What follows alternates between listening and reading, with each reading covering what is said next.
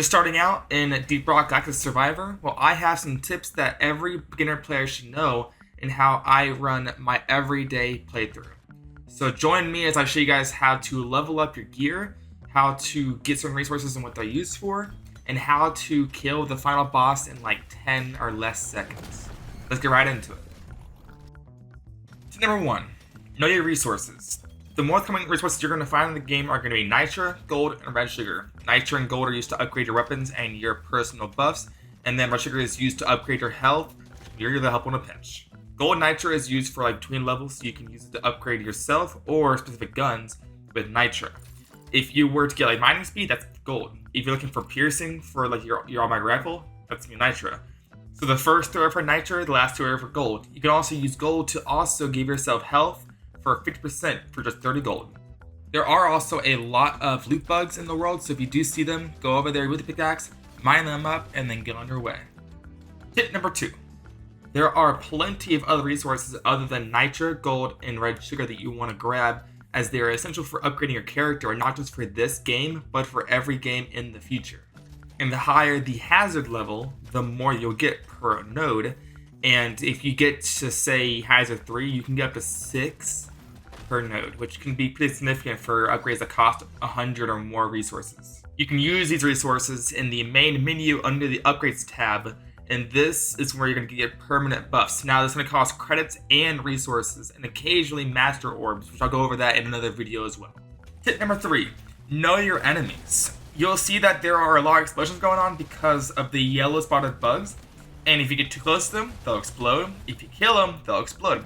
So you want to use this to your advantage to take out huge waves, and if you can do so, it rewards you a lot of experience and level ups. This is important because as you get later in the game, enemies get really tough, and this is the best way to get rid of huge hordes of bugs. Tip number 4, doing optional quests in the top right will always reward you with 30 gold, as well as a ton of experience, and it could just be as easy as mining more kite, or picking up the Apocalypse Blooms, or bolo caps, but doing this quest gives you a very nice reward.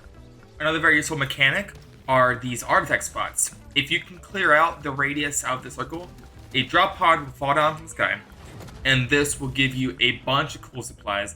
If you don't like these, you can also go ahead and reshuffle them. In this case, I picked up the mocap, which this changes the game as it gives me 1% more damage for every percent of health I've lost. So I can now tank more damage and in turn do more damage.